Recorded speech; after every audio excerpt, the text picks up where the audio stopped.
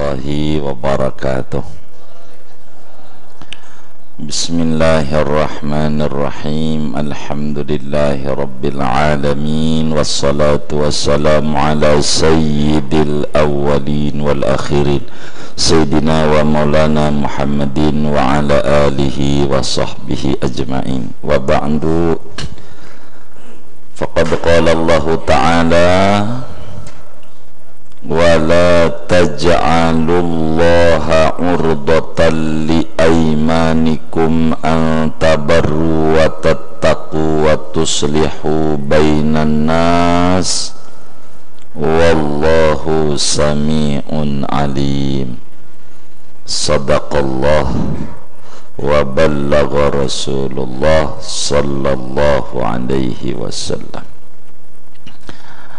Qala al-imam al-mufassir qala ta'ala wala taj'alullaha urdatan. Ketemu semua? Halaman 61 di tengah. Wala taj'alullaha, dan jangan menjadikan oleh kamu semua Allah akan nama Allah urdatan, akan penghalang li aimanikum, bagi sumpah-sumpah kamu. Antabaru, bahwa berbuat baik oleh kamu semua, watattaqu, dan bertakwa, watuslihu, dan mendamaikan olehmu, bainan nas, di antara manusia yang bertikai. Ay wala taj'alu zikrallahi mani'an, yakni jangan menjadikan olehmu akan menyebut nama Allah mani'an, akan penghalang, bisa babi aimanikum, dengan sebab sumpah-sumpah kamu, min antabaru, daripada bahwa berbuat baik oleh kamu, watattaqu, dan bertakwa oleh kamu, watuslihu, dan berbuat mendamaikan, bainan nasi, di antara manusia. Qala Ibnu Abbasin, berkata oleh Imam Ibnu Abbas, irji'u ila ma huwa khairul lakum, yakni kembalilah kamu kepada apa yang dia itu lebih baik bagimu, wa kafiru yaminakum, dan bayar kafaratlah oleh kamu yaminakum, akan sumpah kamu. Nazalat hadhil ayah fi sya'ni Abdullah ibn Rawahah, turun oleh ini ayat pada perihal Sayyidina Abdullah bin Rawahah. Fa innahu halafa billahi, maka sesungguhnya Abdullah bin Rawahah yaitu pernah bersumpah ia dengan nama Allah, alla yuhsina ila ukhtihi, bahwa ia tidak akan berbuat baik kepada saudara perempuannya, wa khotanihi, dan iparnya, ay zauji ukhtihi, yakni suami saudara perempuannya, Bashir bin Nu'man, Bashir bin Nu'man, wa la yukallimahuma, dan tidak akan mengajak bicara oleh Abdullah bin Rawahah akan keduanya, Bashir dan saudaranya dia, wala yuslihu bainahuma, dan tidak mendamaikan ia antara keduanya. Fakana idza qila lahu fis sulhi, maka ada oleh Abdullah bin Rawahah, yaitu apabila dikatakan baginya pada berdamai, yaqulu, maka berkata oleh Abdullah, qad halaftu billah, sungguh aku pernah bersumpah dengan nama Allah, an la af'ala, bahwa aku tidak mengerjakan akan anu. Fala yahillu li an la abirra fi yamini, maka tidak boleh bagiku oleh bahwa tidak berbuat baik oleh aku pada sumpahku. Wallahu sami'un biyaminikum, dan adapun Allah yaitu maha mendengar dengan sumpahmu, bitarkil ihsani, dengan meninggalkan berbuat kebajikan, alimun, lagi maha tahu, biniyatikum, dengan niat kamu, wa bi kafaratil yamini, dan dengan kafarat sumpah. La yu'akhidukumullahu, sadaqallahu nadzim. Segini kita bedah dulu. Bapak Ibu, saudara-saudara jamaah Masjid Al-Ikhlas, Majelis Nurul Fikri yang mulia, pagi ini kita memasuki tafsir Munir pada pembahasan ayat masih surat Al-Baqarah ayat 224.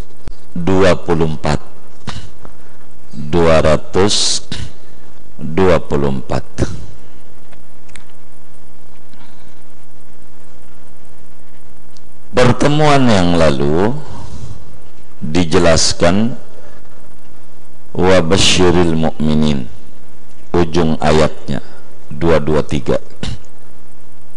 Beri kabar olehmu kepada orang-orang mukmin. Orang mukmin itu, saudara, ada 3 indikator berbicara keimanan dia bagus. Itu orang mukmin. Ada 3. Mana tuh? Antabarru, 2 watattaqu, 3 watuslihu bainan nas. Orang mukmin itu yang pertama, dia gemar berbuat baik. Berbuat baik itu demen. Bir matma'anna bihil qalb, kebaikan itu yang membuat nyaman di hati. Berbeda dengan dosa, yaitu mengganjal di hati, nggak enak dosa, tidak tenang, tidak nyaman. Perbedaan yang sangat mudah, kita kumpul di rumah dengan istri, rumah kita ada yang mengetuk, tok-tok, Assalamualaikum, begitu. Kita bakal bilang sama istri kita, Neng, coba dibuka, siapa itu yang datang. Dengan perasaan yang tidak ada gundah, tenang, biasa. Ternyata dibuka teman SMA kita, lalu tambah tenang, tambah asik, tambah enak. Itu namanya bir, kebaikan. Dan itu orang mukmin demen ama kebaikan karena dia menenangkan jiwa. Lain dengan dosa. Kalau dosa, kita di rumah dengan selingkuhan, berdua, ada yang ngetok pintunya, kira-kira bagaimana tuh? Udah gusar, udah bingung, ngumpet di mana, petakan kecil di kolongan jang kagak ada kolongnya, mau kemana? Itu namanya dosa, tidak menenteramkan jiwa. Orang mukmin senang berbuat kebaikan, itu 1. 2, orang mukmin itu kesenangannya watattaqu, bertakwa, baik takwa zahir maupun takwa batin. Takwa zahir, takwa yang dilakukan oleh anggota tubuh, sholat, ngaji, namanya takwa zahir. takwa batin, menghilangkan riya, dengki, sombong, macam-macam daripada penyakit hati. Namanya disebut takwa batin. Dan orang mukmin dia selalu berupaya mengimplementasikan keimanan dengan mempraktekkan ketakwaan. Ini ciri orang mukmin begitu. Ketiga, wa tuslihu bainan nas, demen mendamaikan orang yang bertikai, tidak mengadu domba, malah menghasut dan menyulut keributan. Orang mukmin demen kalau ada orang ribut, bohong boleh. Si A sama si B ribut, orang mukmin tuh melalui bohong diajarkan oleh agama. Kata kita masih A, ente tuh katanya orang baik, kata si B. Apaan? Kata si anu nyela-nyela A, bohong, gua denger dari kuping gua. Dia abang nih bagus, akhlaknya begini, begini, begini. Itu biar akur. Yang di sini diomong juga, abang nih bagus, kata si anu. Apaan dia nyela saya? Kata, enggak, saya dengar enggak pernah nyela-nyela, dia bagus. Ini tujuannya islah, biar damai. Orang beriman itu demen kebaikan, demen menaburkan kebaikan, demen bertakwa, demen perdamaian. Iman senang dengan kedamaian, senang dengan ketakwaan, dan senang dengan kebaikan. Itu wa basyiril mu'minin, terakhir ayatnya. Memasuki ayat kita,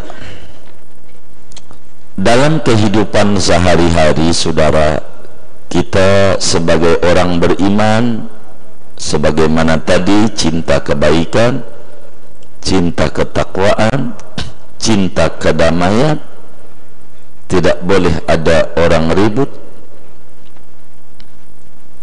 Maka seringkali di dalam kehidupan sehari-hari nama Allah kita sebut untuk menjadi penguat ucapan dan perbuatan kita. Untuk penguat, yakni bersumpah dengan nama Allah. Kita sering dalam kehidupan, lebih-lebih bangsa Arab, sering wallahi, demi Allah. Itu sering kalimat itu terlontar dari mulut. Untuk apa? Untuk menegaskan dan menguatkan pernyataan yang dilontarkan oleh kita, supaya orang itu percaya. Maka dikuatkan dan disokong omongan itu dengan demi Allah, saya berjanji akan mensejahterakan rakyat yang nurut dan akan memenjarakan rakyat yang kagak nurut. Janjinya pakai demi, tinggal pilih mau sejahtera, mau penjara, silahkan milih mana. Begitu, demi Allah. Itu pejabat-pejabat tuh, kalau sumpah jabatan, demi Allah. DPR begitu, demi Allah. Begitu. Ini dikit-dikit, demi Allah. Ini kalimat demi Allah terkadang dilontarkan dalam keadaan emosi. Kebaikan yang sudah menjadi rutinitas seorang mukmin terkadang terhalang oleh sumpah serapah yang dia ucapkan. kita sering sedekah sama si anu, kita bagi tetangga kita yang susah, kita kasih apa aja, kita kasih. Panen duren kita bagi duren, panen pisang bagi pisang, panen mangga bagi mangga. Baik sama tetangga. Lalu tetangga kelakuannya kurang ajar, air susu dibalas air tuba. Kita udah hobi kebaikan, tapi karena kejadian yang ada, akhirnya kebaikan ini terbatas oleh sumpah serapah kita. Demi Allah, mulai hari ini saya tidak bakalan bagi pisang lagi. Tetangga model kayak begitu, pakai bahasa demi Allah. Kebaikan yang sudah menjadi rutinitas, bingung kalau kita bagi, melanggar sumpah. Kalau sumpah dilanggar, kalau kita bertahan dengan sumpah, kita terhalang dengan kebaikan yang sudah kita lakukan. Bagaimana sikap kayak begini? Kalau saya bertahan dengan sumpah, yang tadinya demen sodako jadi kagak sodako, dan itu kerugian bagi orang mukmin. Jadi berhenti bersedekah. Tapi kalau bertahan mengamalkan sumpah demi Allah, kita enggak sodako. Kalau kita sodako, melanggar pernyataan yang kita lontarkan pakai nama Allah. Bagaimana bila masuk pada kasus kayak model begini? Sebagai orang yang beriman, kata Allah, wala taj'alullaha urdatan li aimanikum antabarru. Apa maknanya? Jangan jadikan demi Allah itu sebagai tembok besar yang menghalangi amal soleh kita, dikarenakan kita bersumpah atas nama Allah sehingga kita tidak menjadi orang yang berbuat kebajikan. Bahasa gampangnya, bila Anda bersumpah untuk meninggalkan kebaikan, maka sumpahmu jangan jadi penghalang sehingga labrak aja, terabas aja sumpahmu, dan Anda terus berbuat menaburkan kebaikan. Begitu kata Allah. Jangan takut, sumpahnya labrak saja, sumpahnya terabas saja, langgar saja. Sumpah itu demi terus menabur kebajikan. Sehingga kalau kita bersumpah demi Allah saya nggak bakal sedekah lagi sama si anu, kata Allah, jangan sumpah itu menjadi penghalang Anda baik. Terus aja berbuat baik, sumpahmu kau langgar, tapi tentu bayar kafarat.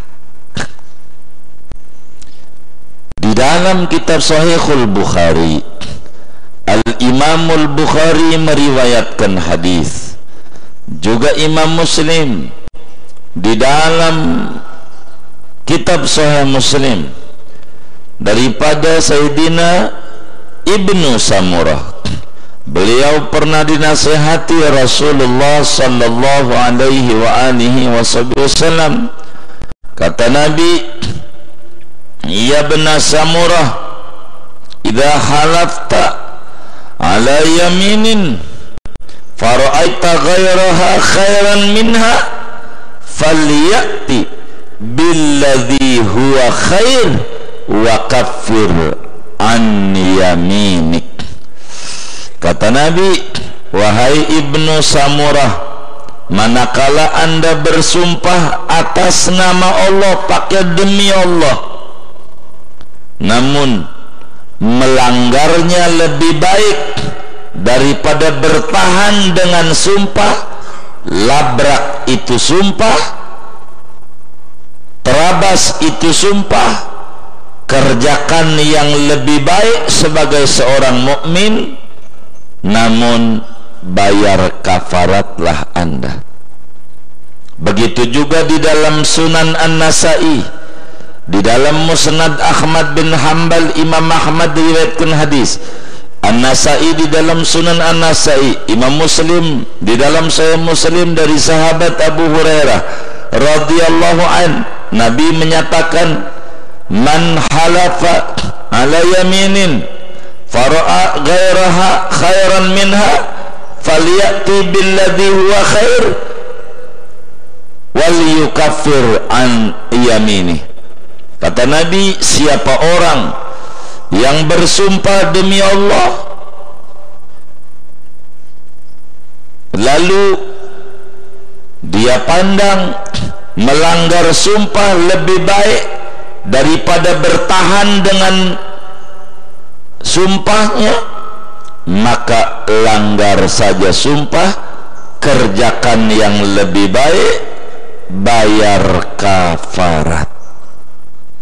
Kenapa? Karena Allah jelaskan dalam Al-Quran pada Al-Baqarah 224, wala taj'alullaha urdatan li aimanikum antabarru.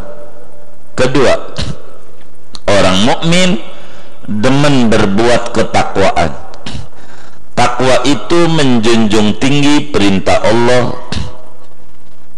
dan menjauhi larangan-larangannya.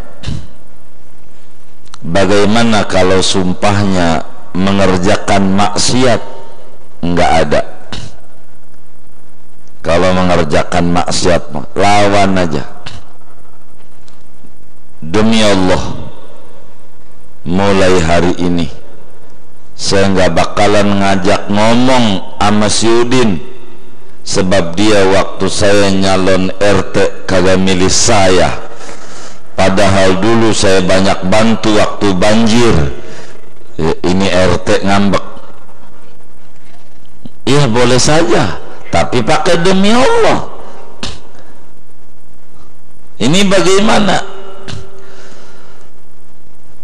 Diterabas sumpah bayar kafarat, bertahan dengan sumpah kagak bagus, diem-dieman. Bagaimana nih? Kata Allah, wala taj'alullaha urdatan li aymanikum antattaku. Kan udah antabaru tadi. 3, wa tuslihu bainan nas. Ada orang ribut, si A sama si B dulu berkumpul sama kita, sekarang ribut. Biasa kalau udah pindah partai lain omongan, emang begitu. Sekarang ribut sama kita, sekarang dia lagi gontok-gontokan. Lalu kita waktu itu kita ngomong, demi Allah gua nggak bakalan damaiin, gua nggak bakal belain kalau kejadian apa aja sama dia. Sekarang ngeribut, kita dimintain tolonglah diakurin ini orang. masalahnya saya udah sumpah pakai demi Allah, nih bagaimana? Tapi islah itu bagus, damai itu bagus, damai. Suka ditulis di pinggir jalan, damai itu indah. Maka kadang polisi aja nanya, baca tuh, damai itu indah. Ini damai aja dah, emang indah damai. Itu begitu saudara, damai. Kata kita, saya udah sumpah kagak bakalan mau damein, enggak. Ini bagaimana? Kita terabas sumpah, bayar kafarat sumpah, kita bertahan dengan sumpah, islah, mendamaikan orang ribut, ganjarannya gede banget, ditumpahin ke bumi orang muat. Saking banyaknya itu ganjaran mendamaikan orang ribut. Begitu, ribut mulu, capek. Ini bagaimana? Kata Allah, wala taj'alullaha urdatan li aymanikum an tuslihu bainan nas. Jangan sampai sumpah demi Allah itu menjadi tembok penghalang untuk Anda melakukan perdamaian antara dua orang yang bertikai. Artinya Anda labrak aja sumpahnya, kerjakan perbuat mendamaikan itu, karena itu lebih baik sebagai sifat orang beriman, namun bayar kafarat. Apa kafarat sumpah? Kalau udah sumpah kayak nadar, merdekakan budak kalau kuat. Kalau enggak, kafarat sumpah sodakoh sama 10 orang miskin. 10. Makanya ulama dulu lebih rapih cara bayar fidyah.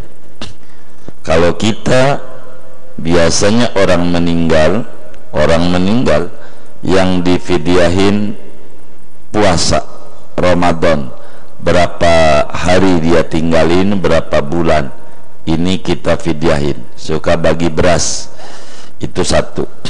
Kadang ada dengan fidyah solat, berapa kali solat selama hidupnya, jumlah 2.500, ya 2,5 ton keluarin.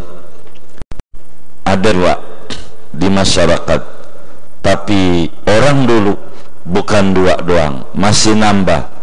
Kafarat ini bukan sholat puasa doang, tapi ada namanya kafarat yamin, denda sumpah. Kali aja dia waktu hidupnya sumpah-sumpah. Kalau mau ikhtiyat, jangan sepuasa doang, tambah juga kalau mau ikhtiyat mah sama sumpah yang dia lakukan. Belum lagi dulu zaman hidupnya nazar, kafarat nazar, bayar lagi tuh. Orang dulu ampe kayak begitu, ngati-ngati pada agama. Karena kalau kita udah ngomong demi Allah, beresiko. Imam Syafi'i radhiyallahu anhu wa ardah, imam mazhab kita, kata beliau, ma halaftu fi umri qattu walau kuntu sadiqan. Aku itu seumur hidup belum pernah ngomong demi Allah walaupun benar. Bener aja enggak mau Allah dijadiin bemper ketinggian. Saya benar udah gitu doang. Saya enggak mau ngomong demi Allah, enggak mau. Terlalu murah harganya Allah dijadikan tameng dalam sebuah sumpah. Begitu kata Imam Syafi'i, sekalipun saya benar. Jadi saudara, intinya bila kita dihadapkan 2 perkara, kita bersumpah dan kebaikan. Mana yang harus diambil? Apakah bertahan dengan sumpah sehingga kita tidak berbuat kebaikan, ataukah kita labrak sumpah sehingga kita berbuat kebaikan namun beresiko bayar kafarat yamin, bayar denda sumpah? Kata Allah, wala taj'alullaha urdatan li aimanikum antabarru wa tattaqu wa tuslihu bainan nas wallahu sami'un alim. Apa yang melatar belakangi turunnya ayat 224 ini? Sebetulnya banyak riwayat, tapi muallif kita, mufassir kita, Syekh Nawawi Al-Bantani mengutip satu riwayat saja, yaitu kasus yang menimpa Sayyidina Abdullah bin Rawahah bersama iparnya yang bernama Bashir bin Nu'man. Bashir bin Nu'man.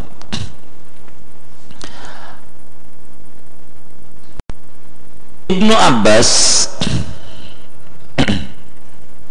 menjelaskan, kata Syekh Nawawi, Abdullah bin Abbas, Ibnu Abbas itu lahir 3 tahun sebelum Nabi hijrah ke Madinah, sehingga waktu Rasulullah wafat umur Ibnu Abbas 13 tahun, sebab Nabi di Madinah 10 tahun. Dia masih bayi, udah diajak hijrah oleh abahnya yang namanya Abbas.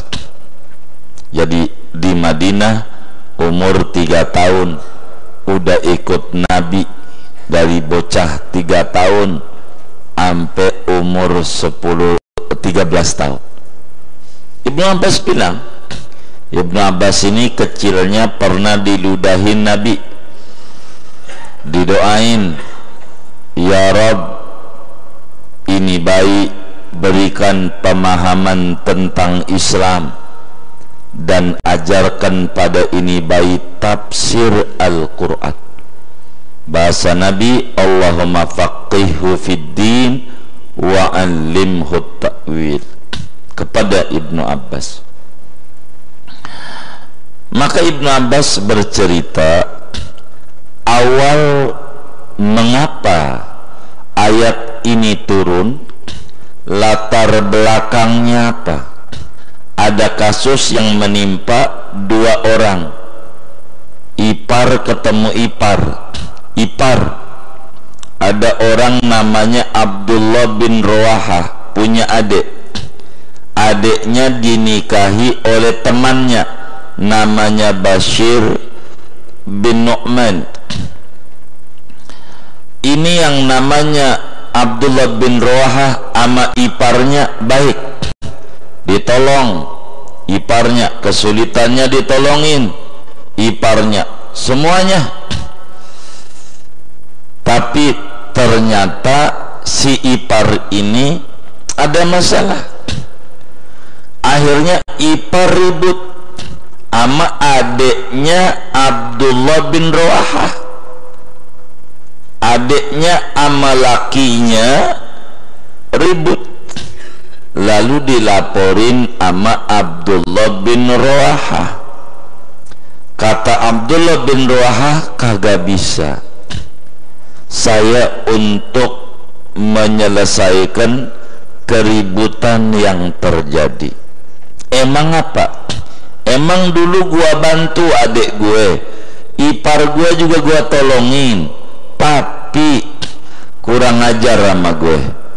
Jadi gue itu sumpah, demi Allah, pokoknya gue kagak mau bantu Kalau ampe adek gua ribut sama lakinya, gua kagak bakalan tolongin. Terserah dia, ribut-ribut. Emang orang kelakuannya begitu, najong dia. Najong itu apa ya? Ya kayak begitu dah. Saya suka denger itu bahasanya. Apa itu najong ya? Kita bergaul ini dengan teman-teman punya aja bahasa. Tapi kira-kira begitu tuh maknanya lah. Ini kagak mau. Abdullah bin Rawaha nolongin. Kata Abdullah bin Rawaha, masalahnya saya dulu demi Allah kagak bakal gua tolongin. Pakai demi Allah, kalau gua tolongin gua ngelanggar sumpah, tidak komitmen menjadi orang beriman. Nama Allah masalahnya. Kata temennya, kalau kagak berbuat baik, lu bertentangan dengan iman lu. Sebab orang mukmin tuh demen menaburkan kebaikan. Bingung Abdullah bin Rawaha, bagaimana ini? Kalau saya tolongin biar akur, saya ngelanggar sumpah nama Allah. Kalau gua bertahan dengan sumpah, sianan juga ipar dan adek gua.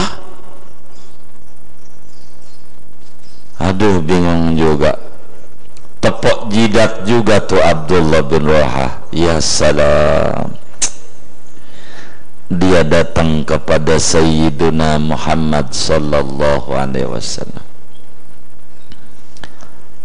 Lalu turun ayat surat Al-Baqarah ayat 224. Wala taj'alullaha urdatan li aymanikum antabarru wa tattaqu wa tuslihu bainan nas wallahu sami'un alim. Ada riwayat lagi kasus yang sama, yaitu Sayyidina Abu Bakar bersama Mistah. Mistah ini keponakannya, banyak dibantu oleh Abu Bakar. Tapi ada kasus gosip luar biasa, fitnah keji, mengkriminalisasi ulama, menganggap seorang ustazah Aisyah, anaknya Abu Bakar, dianggap ada chat mesum, dianggap dia berbuat serong, namanya disebut hadisul ifik. Nanti panjang di depan kita bedahnya, enggak di sini.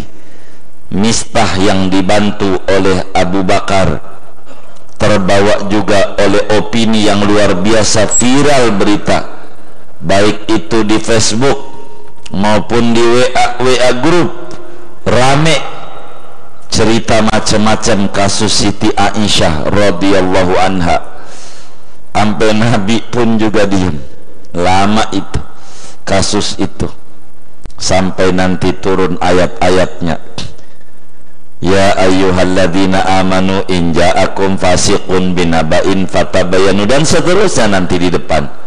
Moga kita panjang umur, sehat badan. Kita bedah kasus itu, peristiwa panjang dengan hadis di Bukhari, Muslimnya juga panjang, hadisul ifik, terkait kalungnya Siti Aisyah yang ketinggalan.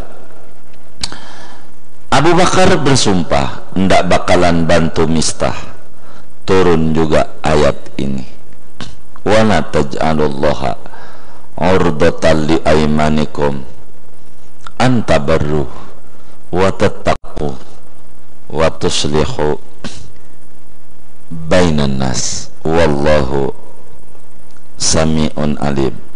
Sehingga bahasa Ibnu Abbas menyoroti ayat ini, maknanya begini, kata Ibnu Abbas, hai kaum muslimin, cabut sumpahmu kerjakan yang lebih baik, tapi ingat kudu bayar kafarat. Jangan bertahan dengan sumpah yang menyebabkan kita tidak berbuat baik. Jangan. Demi Allah, kalau sampai saya kalah jadi RT, saya mau mogok makan. Aduh, modar. Pakai demi Allah lagi. Nggak usah. Langgar aja sumpahmu. Begitu. Emang gak perih. Perih, nahan lapar aja perih. Pakai demi Allah. Langgar. Yang bikin susah-susah diri pakai demi Allah. Nggak usah. Itu bahaya. Kayak begitu. Jadi rahmat Allah luas bila kita bersumpah yang tidak baik, artinya melanggar sifat-sifat seorang mukmin yang tiga: menabur kebaikan, gemar bertakwa, gemar mendamaikan keributan. Bila hal ini terhalang dengan sumpah serapah kita, Al-Quran menyuruh terabas saja sumpahnya, langgar aja sumpahnya, bayar kafarat, teruskan menabur kebaikan, teruskan melestarikan ketakwaan, dan teruskan program hidup mendamaikan pertikaian. Karena itu di dalam Sahih Bukhari dan Sahih Muslim, Rasulullah sallallahu alaihi wasallam bersabda, "Idza halafta ala yaminin wa ra'aita ghairaha khairan minha fal ta'ti billadhi huwa khair wa kafir ala yaminik." Apabila Anda bersumpah, demi Allah saya tidak bakalan bantu dia, demi Allah saya tidak bakal tolongin dia, namun nolongin itu akhlak mukmin, membantu itu akhlak mukmin, maka sikap sebagai muslim yang benar, kata Nabi, langgar sumpah itu bayar denda, kerjakan menolong, kerjakan membantu. Inilah salah satu makna daripada ayat yang kita baca. Panjangnya nanti pada kitab Simaru Yani'ah, sesudah beres masalah haji, bakal ada bab nazar dan bab sumpah. Di sanalah aturan hukum-hukumnya akan dibedah panjang lebar. Tapi sekelumit ini poinnya sudah kita dapat. Minta izin kajiannya segini sebab ada pertanyaan tadi dibisikin, ada yang nanya. Baik, biar ndak panjang, tadi yang bisikin mau kondangan. Baik, dipersilahkan. Segini dulu, wallahu a'lam bishawab. Assalamualaikum warahmatullahi wabarakatuh. Waalaikumsalam. Mohon izin Tuan Guru dan pengurus Majelis Taklim Nurul Fikri, ada dua buah pertanyaan. Yang pertama datangnya dari kaum ibu Majelis Taklim Nurul Fikri, terkait mohon penjelasan dan solusi dari Kiai tentang penjelasan beberapa pekan lalu bahwa jika anak di luar nikah, maka pertama di akte lahir tulis tanpa nama bapak, Selanjutnya, wali nikahnya tidak boleh ayah kandungnya. Dan selanjutnya, anak tersebut tidak mendapat hak waris. Mohon maaf jika kami salah pemahaman. Pertanyaannya, kenapa anaknya yang mesti menanggung kesalahan itu, bukankah yang berbuat orang tuanya? Pertanyaan kedua, bagaimana cara yang baik kami menerangkan kepada anak dan cucu-cucu kami, karena mereka mempertanyakan dasar hukum dan dalil yang menguatkan? Itu pertanyaan yang pertama. Yang pertama dulu, takut lupa. Jadi begini, aqallul hamli sittatu ashhurin, minimal usia kandungan itu 6 bulan. 6 bulan. Orang mengandung itu paling cepat ngelahirin 6 bulan. Bunda yang bertanya, 6 bulan.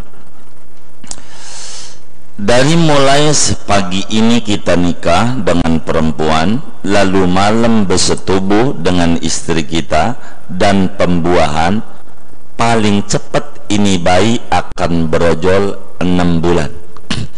Dalam istilah dokter, prematur. Maka ada bahan bakar namanya premium. Prem itu oktannya rendah, 88.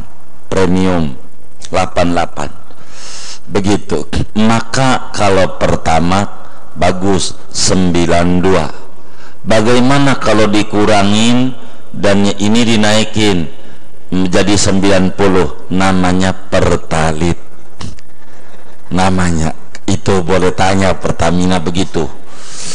Prematur itu masih terlalu muda, tapi bisa bertahan hidup. Itu begitu. Dalilnya banyak. Usia kandungan 6 bulan ini banyak. Di berbagai literatur Islam, sebelum ngomongin Quran hadis, mau di Kifayatul Akhyar, mau di Iqna', mau di Tuhfatul Habib ala Khatib Syirbini, mau di Fathul Qarib yang kecil, mau di Tausyekh, mau di Al-Bajuri, dan banyak sekali, mau di Tuhfah Al-Muhtaj, Ibnu Hajar Al-Haytami, Mughnil Muhtaj, Imam Khatib Syirbini, dan banyak sekali. Minimal usia kandungan 6 bulan. Dari mana? Begini, dalam hadis yang sahih, Rasulullah SAW memberikan gambaran bagaimana proses penciptaan manusia sesudah pasca Adam. Ibnu Mas'ud radhiyallahu an bercerita bahwa Rasulullah SAW bersabda, kata Nabi, inna ahadakum la yujma'u khalquhu fi batni ummihi arba'ina yawman nutfatan summa yakunu alaqatan misla dhalik summa yakunu mudghatan misla dhalik summa yunfakhu fihi sur summa yunfakhu fihi ruh fayu'maru bihil malak bikatbi arba'i kalimat birizki wa umrih wa ajalih wa syaqiyun aw sa'idun. Al hadis bitulihi. Hadisnya panjang, masih di bawahnya. Kata Nabi, perlu diketahui oleh Anda umat manusia bahwa seorang Anda, yakni manusia itu, dibentuk oleh Allah dengan 3 periodik pembentukannya. Ini belum ada kedokteran SPOG, belum ada. Tapi 14 abad yang lalu Nabi sudah bedah tentang bagaimana proses kita sampai lahir ke dunia. Ini hebatnya ilmu Rasulullah sallallahu alaihi wasallam. Hanya Nabi dengan menyebutkan global, tidak kemudian dokter-dokter menyebutkan usia hamil seminggu, 2 minggu, 3 minggu, 4 minggu, dan seterusnya. Per minggu, Nabi per periodik. Pertama, ketika sperma masuk dalam rahim, maka 40 hari berputar-putar itu masih sperma. 40 hari per periodiknya, 40 hari. Itu Nabi menyebutkannya periodik, 40 hari. Sesudah 40 hari sperma ini lalu mengental sampai kayak lintah. Tahu lintah? Kenyal, kayak gel. Bahasa Arabnya alaq. Iqra bismi rabbikal ladzi khalaq, khalaqal insana min alaq. Alaq tu lintah. Sperma kalau lama-lama sampai 80 hari itu bentuknya mengental, segumpal darah. Jadi 40 hari berikutnya, dari 40 hari sperma, periodik kedua berubah menjadi segumpal darah. Darah mengenyal. Berapa hari itu? Berapa hari? 80 hari. Kata Nabi, kemudian 40 hari berikutnya berubah segumpal daging, lempengan kayak begini, kotak bentuknya. Namanya bahasa Arabnya mudghah, tapi nggak kayak begini ada ininya nih, sampai kalau mereka agak kotak, segumpal daging, bentuknya begini, ngotak. Nanti yang pertama kali pecah lubang telinga, di sininya nih bakal ada telinga, ada hidung, ada mata. Nanti saya nggak ke situ dulu. Maka segumpal daging itu 180 hari. 120 hari. 80 ditambah 40, 120 hari.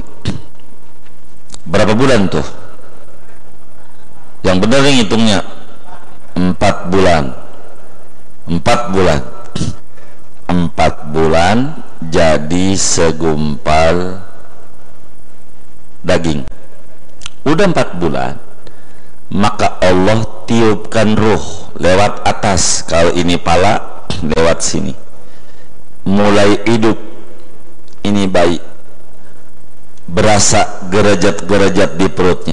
Begini kata dia, sambil kadang muntah, oh begitu. Itu biasa itu. Waktu saya hamil juga begitu. Itu begitu. Enggak meleset dah, agama mau enggak. Pertama mau kaget, ya hamil kedua sih udah biasa dah. Pertama-tama aja kaget. Maka di saat itu ditulisin, udah 40 hari, nyawa dikirim, langsung dibuatin program kehidupannya oleh Allah. Dari 4 bulan, umurnya sekian,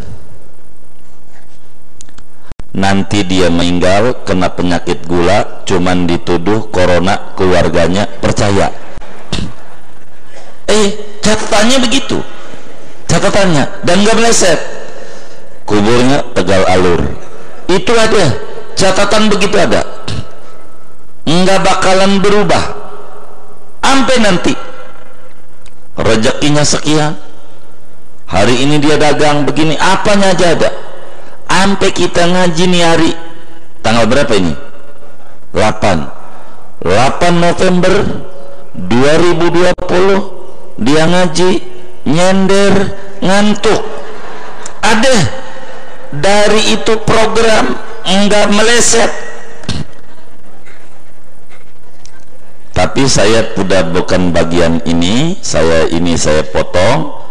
Sesudah ini 2 bulan lagi lahir, itu paling cepat. Sehingga bila ada bayi baru menikah hari ini, 3 bulan berikutnya berojol.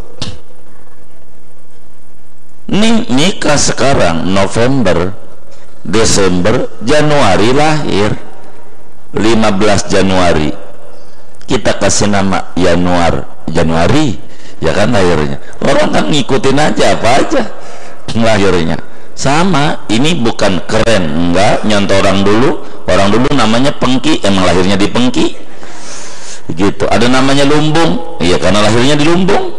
Waktu emaknya ke kebon brojol, si kebon sama, lahirnya Januari, Januar. Lahirnya Februari, Febrianti, perempuan. Lahirnya bulan Desember, Desi, Desember. Lahirnya November, Novianti. Ya pokoknya apa aja lah. Orang itu sama dengan si kebon, jangan ditawain. Lahirnya ngikutin begitu gitu, ngikutin bulannya aja begitu gitu. Maka 3 bulan lahir ini menunjukkan nggak bisa, karena paling cepat hamil 6 bulan, paling cepat 6 bulan. Sehingga kalau 3 bulan lahir, mana bayinya gede banget, montok, cakep. Oh, berarti ini ada saham DP sebelumnya. Naruh saham dulu belumnya, karena ndak bisa, rumusnya nggak ketemu. Paling cepat 6 bulan, ndak bisa. Sehingga berarti ini bayi namanya anak biologis, anak biologis. Hal yang perlu diingat oleh kita, ayah bundanya, umpamanya orangnya saya, biar gampang, walayyadubillah, contoh. Sebab kalau contoh Zaid Umar Puyang ingat-ingatnya, contohnya hadir aja, maka saya yang melakukan begitu. Oh, ini baik, kata perempuannya, tanggung jawab begitu. Baik, tanggung jawab. Kadang dikepung-kepung dulu baru tanggung jawab, kan ada juga yang kayak begitu. Intinya tanggung jawab. Baik, nikah 4 bulan berojol, kita ingat ini nikah, ini Agustus, September, Oktober, November, 17 Agustus nikah kita. Ini November tanggal berapa? 8 November, 4 bulan. Berarti ini bukan bin kita, bin ibunya, namanya anak hasil tidak dibenarkan oleh agama. Yang disebut anak dalam agama adalah seorang bayi yang keluar setelah ditaruhnya mani itu, setelah akad nikah. Itu namanya mani muhtaram, sperma yang punya nilai anak dalam agama. Tapi kalau belum narohnya, namanya mani ghairu muhtaram, sperma yang bila jadi tidak dinilai anak oleh agama bin kita, saya lakinya, babanya. Adapun ibunya udah pasti, wong lahir dari rahim dia, itu mah udah pasti ibunya. Ini bagaimana begitu? Begini, Dari pertanyaan itu enggak boleh apa itu tadi ya, di akte kelahirannya bin bapaknya bin kita gitu. Enggak begitu bahasa uraian itu. Hukum dunia silahkan saja pakai hukum dunia, karena di dunia ini hukum seringkali kita dengar meme, hukum dibuat untuk tuh tahu dilanggar katanya. Tuh begitu. Itu begitu. Sehingga saudara, kalau hukum dunia mah boleh bin kita, di KTP-nya bin kita, di kakak bin kita. Kalau enggak, kita kasihan anak yang seperti pernyataan lanjutannya jadi korban dia tidak salah, maka yang salah kita. Sehingga anak dalam hukum dunia supaya dia masuk di keluarga kita lah ditulis bin kita. Ini mau hukum dunia, karena kita punya negara belum 100% pakai hukum Islam. Begitu. Bagaimana? Maka kita sebagai muslim ada akhirat, tidak boleh sembarangan ada tugas kita dalam agama. Biarkan di dunia bin kita, kakaknya di keluarga kita. Tapi ingat, kenapa kita enggak boleh waliin dia? Karena kita bukan bapak di mata agama. Apakah anak yang dihukum? Itu pertanyaan tadi. Kasihan banget anak. Tidak, anak tidak dihukum. Ini agama ngukum bapak, ngukum ayahnya sama ibunya yang tidak sabaran. Kan beda antara panci dan perempuan. Kalau panci jatuh, penyoknya ke dalam. Kalau perempuan jatuh, penyoknya kemana? Keluar.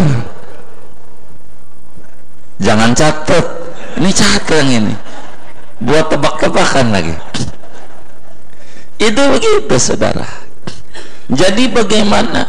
Maka si bapak ini namanya ayah biologis, tapi agama tidak ayah agamis, ayah dalam pandangan agama. Karena itu dia ngurus-mengurus, nyekolahin nih sekolahin, kayak anak tiri.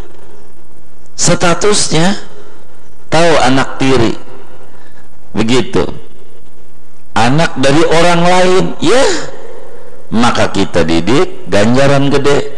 Cuman ada peraturan agama, waktu dia nikahin, jangan kita walinya, ini KUA, anak tidak perlu tahu. Makanya kami sampaikan kalau ada rekamannya, kami ajarin cara-caranya. Mohon maaf, KUA kita kebenjorok kami bongkar saja, itu luar biasa. Bukan karena anaknya Yai Salbininya, tapi banyak mengkaji begitu. Kalau ketemu nanya ini nanya itu, dan alhamdulillah Departemen Agama mulai rapi.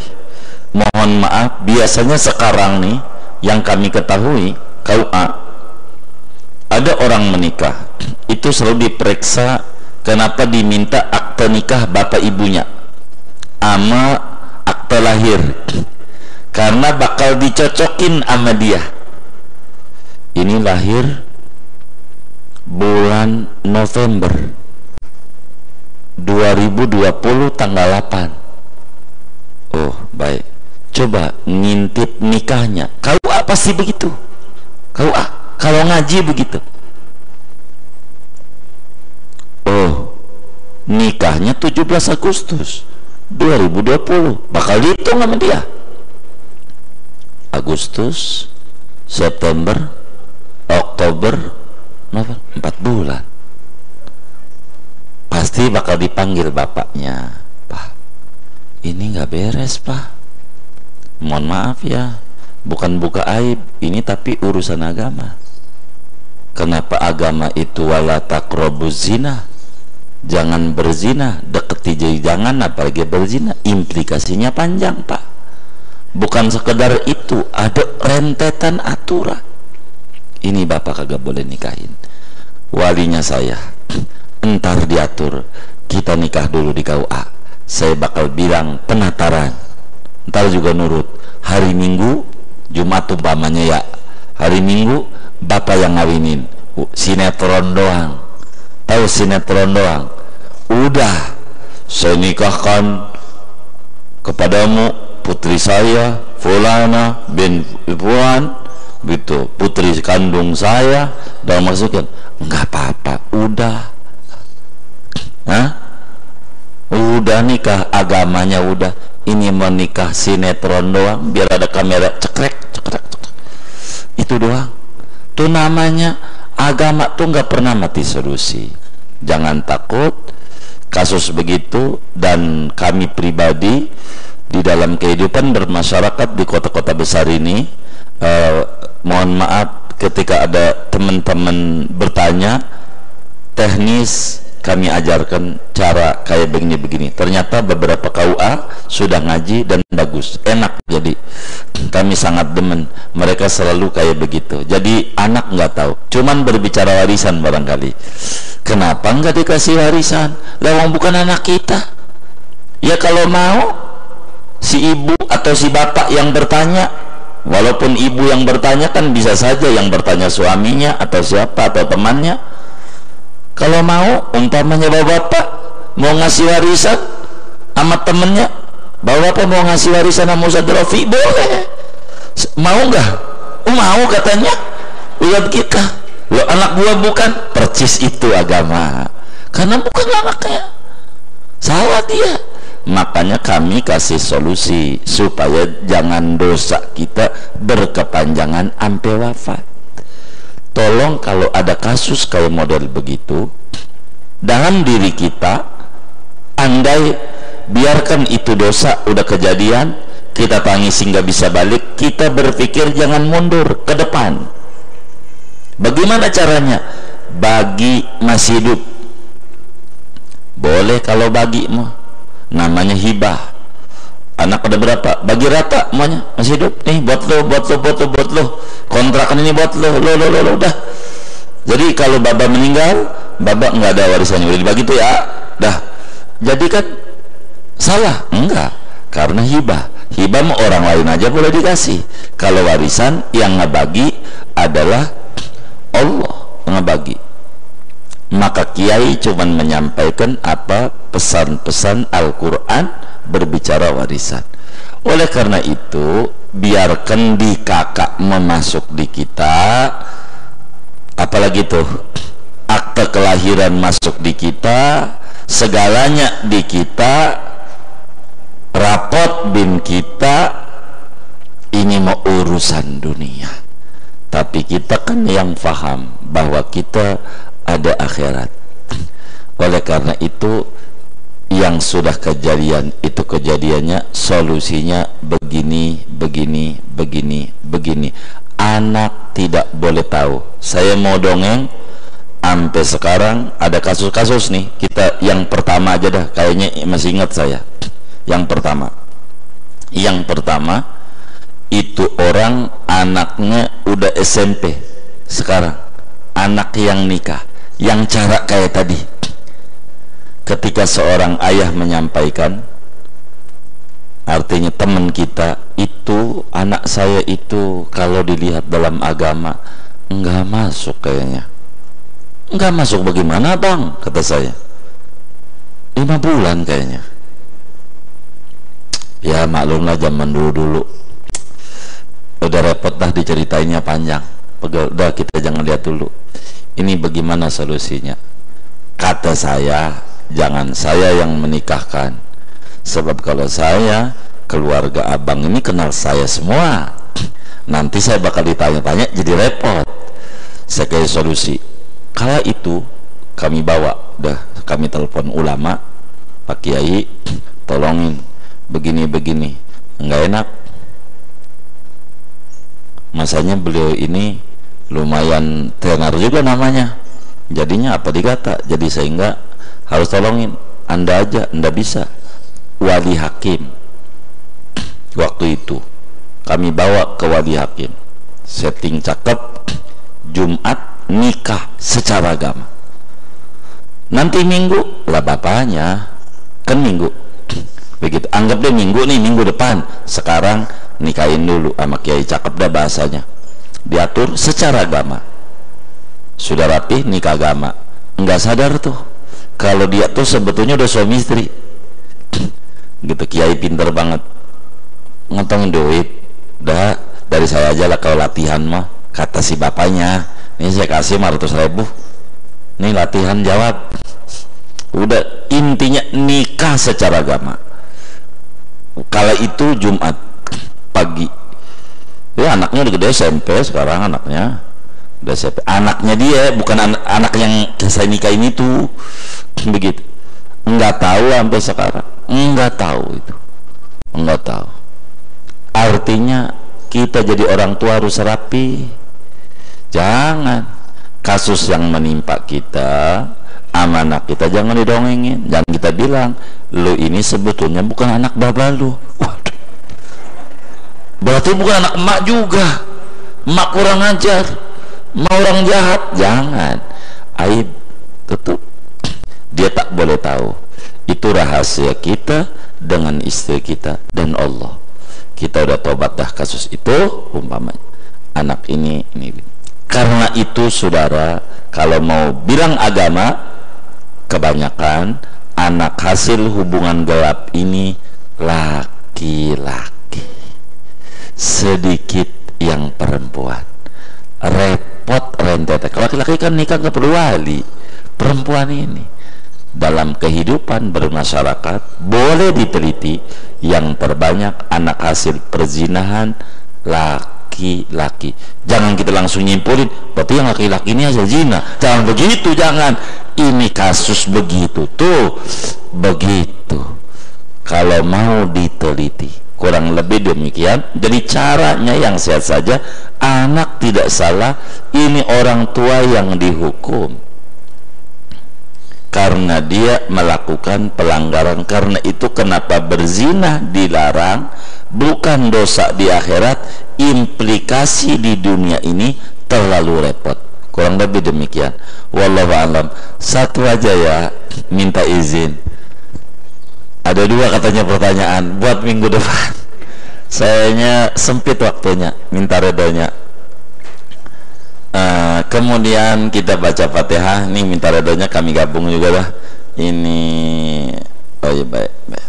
Ini ada infak dari hamba Allah, Ibunda Haja Saniyah binti Haji Salbini, kurang sehat. Beliau minta didoakan, dan juga infak ini pahalanya untuk almarhum Baba Haji Hamdan bin Haji Seran. Juga dari hamba Allah, ini pahalanya untuk Ibunda Kaminah binti Kasdi, Haji Santa bin Haji Sarta, Karta bin Abdurrahman, Suwi binti Sastakarwa, Somad bin Sulaiman. Mudah-mudahan infak-infak dari hamba-hamba Allah ini diterima. Infaknya oleh Allah diganti berlipat-lipat ganda. Ibunda kita, Ibu Haja Saniyah yang kurang sehat, moga diangkat penyakitnya, diberikan kesembuhan yang segera dan kesembuhan yang sempurna. Dan almarhumah yang diniatkan, almarhum Bapak Haji Hamdan, almarhum Ibu Kaminah, Haji Santa, Bapak Karta, Ibu Sui, Bapak Somad, mudah-mudahan kuburnya dijadikan raudhah min riyadil jannah. Allah azilkan limpahan ampunan, rahmat dan keridhaan di alam barzakhnya. Amin. Al-Fatihah.